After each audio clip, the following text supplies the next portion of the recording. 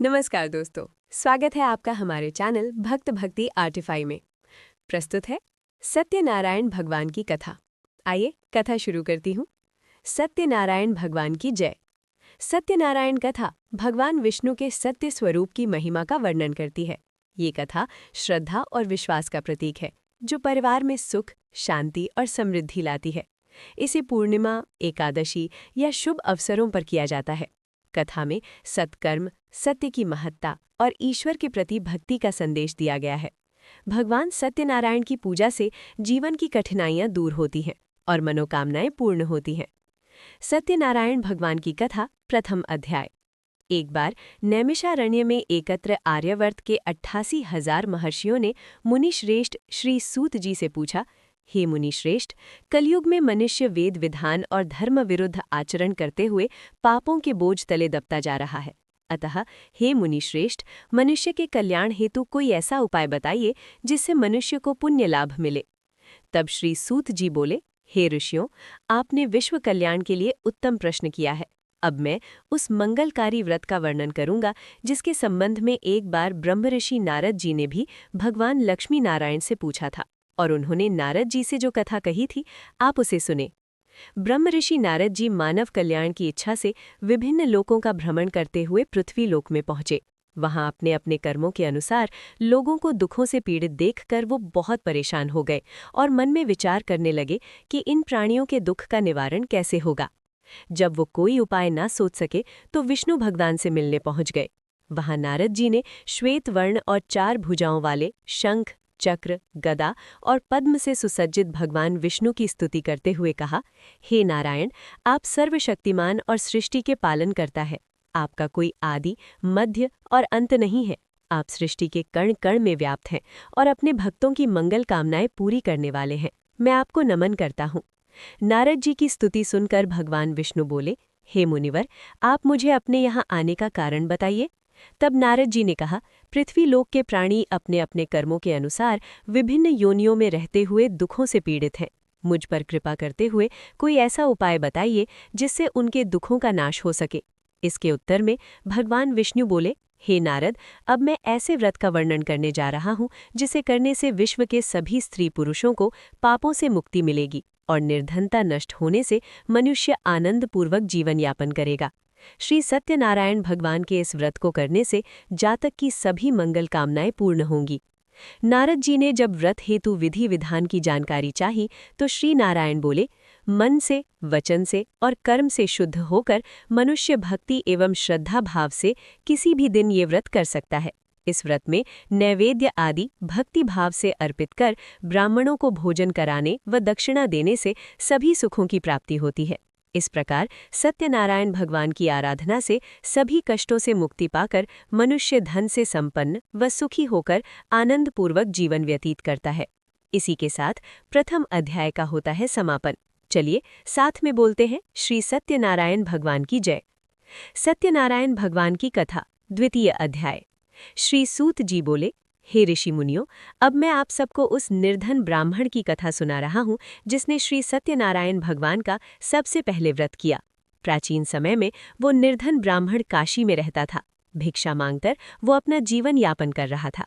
ब्राह्मण की दुर्दशा देखकर ब्राह्मणों से प्रेम करने वाले श्री सत्यनारायण भगवान में एक दिन बूढ़े व्यक्ति का रूप परिवर्तित कर उसके पास जाकर आदर से पूछा, हे ब्राह्मण देवता, तुम इस तरह घर घर भिक्षा मांगकर अनेक कष्टों को सहन करते हुए कैसे जीवन यापन कर रहे हो?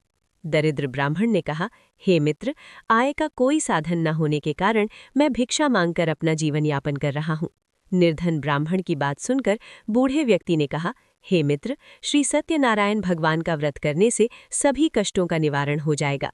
श्री सत्यनारायण भगवान की पूजा आराधना करने से तुम्हारी सभी मनोकामनाएं पूर्ण होंगी।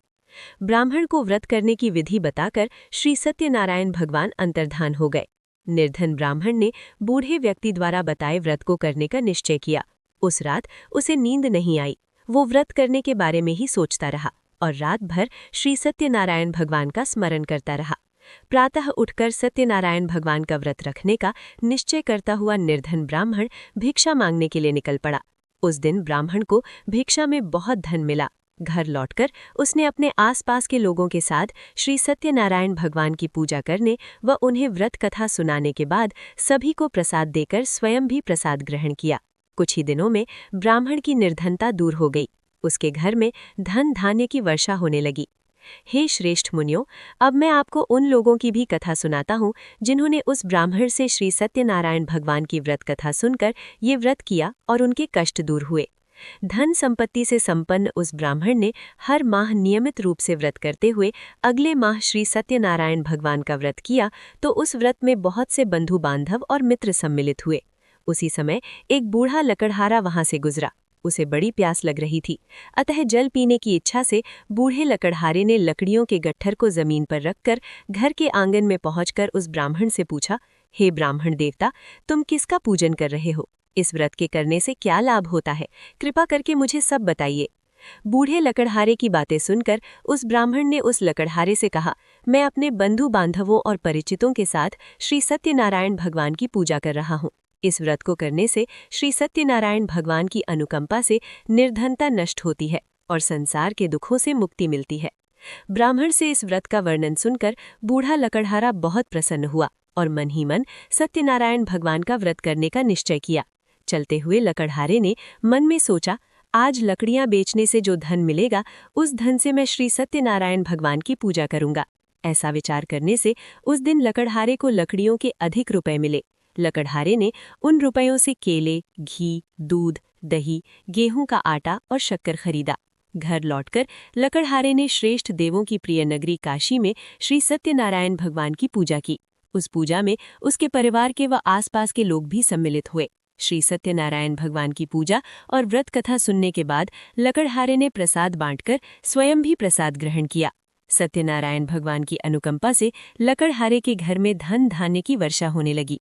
उसकी निर्धनता दूर हो गई। श्री सत्यनारायण भगवान की पूजा करते हुए लकड़हारा आनंद पूर्वक जीवन यापन करता हुआ अंत में मोक्ष को प्राप्त कर बैकुंठ धाम को चला गया। श्री सूत जी ने कुछ पल रुककर कहा, हे ऋषि मुनियों, अब मैं आपको आगे की कथा सुनाता हूँ। प्राचीन समय में कनकपुर में एक राजा था तुंगध्वज। प्रजा उसकी छत्र छाया में आनंद पूर्वक रह रही थी। राजा तुंगध्वज अपनी प्रजा के सुख दुख का बहुत ध्यान रखता था, लेकिन एक बार उसने सत्यनारायण भगवान का प्रसाद ग्रहण नहीं किया। तब श्री सत्यनारायण भगवान ने राजा को प्रसाद ग्रहण न करने का दंड दिया। एक दिन राजा तुंगध्वज जंगल में हिंसक पशुओं का शिकार करने निकला था। शिकार का पीछा करते हुए वो अपने सैनिकों से अलग हो गया और उसने देर तक हिंसक जानवरों का शिकार किया। अतः कुछ देर विश्राम करने के लिए वो एक वृक्ष के नीचे बैठ गया। समीप ही कुछ चरवाहे श्री सत्यनारायण भगवान की पूजा कर रहे थे। राजा ने उनके पास से गुजरते हुए सत्यनारायण भगवान को नमस्कार नहीं किया। चरवाहों ने राजा को प्रसाद के बाद प्रसाद दिया तो राजा ने प्रसाद भी ग्रहण नहीं किया और घोड़े पर सवार होकर अपने नगर की ओर चल दिया। राजा जब नगर में पहुंचा तो देखा कि उसका सारा धन वैभव नष्ट हो चुका है। श्री सत्यनारायण के प्रकोप से राजा निर्धन हो गया। तब राजा ज्योतिषी ने राजा से कहा, महाराज, आपसे अवश्य ही कोई भूल हुई है। अगर आप उस भूल का प्रायश्चित कर ले तो सब कुछ पहले जैसा हो जाएगा। राजा को तुरंत अपनी भूल स्मरण आ गई। अतः मंदिर में जाकर राजा ने श्री सत्यनारायण भगवान से क्षमा मांगी और उनकी पूजा की। पूजा के बाद प्रसाद ग्रहण करने से श्री सत्यनारायण भगवान की अनुकंपा से चमत्कार हुआ। राजा का खोया वैभव पुनः लौट आया। श्री सत्यनारायण भगवान की कृपा से जीवन के सभी सुखों का भोग करते हुए अंत में राजा मोक्ष को प्राप्त कर बैकुंठ धाम को चला गया।